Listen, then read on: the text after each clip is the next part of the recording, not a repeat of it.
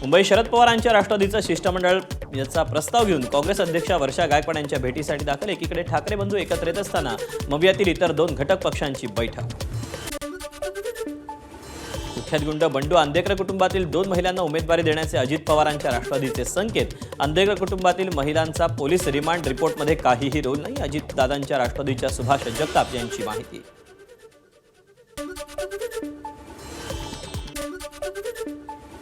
नंदुरबारमध्ये अखिल भारतीय विद्यार्थी परिषद आक्रमक। ITIच्या समस्यांसाठी विद्यार्थ्यांसाठी आंदोलन। औद्योगिक प्रशिक्षण केंद्राचं परीक्षा केंद्र नंदुरबारमध्ये व्हावं यासह इतर मागण्यांसाठी आंदोलन।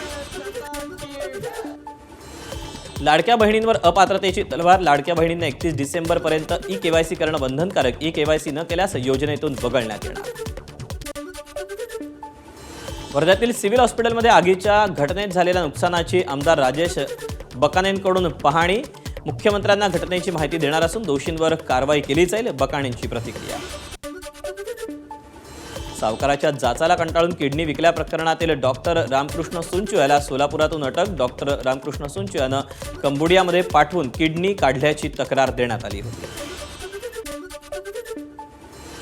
धाराशिवमधील तुळजापूरच्या मंदिरात तोतया IAS अधिकाऱ्याचा अजब कारनामा। VIP दर्शनासाठी संस्थेच्या अधिकाऱ्यांना दाखवलं लोकसेवा आयोगाचं बनावट ओळखपत्र। तोतया अधिकाऱ्यावर पोलिसांची कारवाई। सुप्रीम कोर्टातील अरावली डोंगररांगा संदर्भातील निर्णयावरून राजस्थानमध्ये राजकारण तापलं। भारतातील सर्वात जुन्या अरावली डोंगररांगा धोक्याच्या पातळीत 100 मीटरपेक्षा कमी उंचीच्या डोंगरांवर उत्खननाच्या परवानगीला राजस्थानमध्ये नागरिकांचा विरोध। रशियानं केलेल्या हल्ल्यात युक्रेनमधील तेल प्रकल्प उद्ध्वस्त। हल्ल्यानंतर ओडेसामधील वनस्पती तेल प्रकल्प आगीच्या भक्ष्यस्थानी। ABP माझा, उघडा डोळे बघा नीट।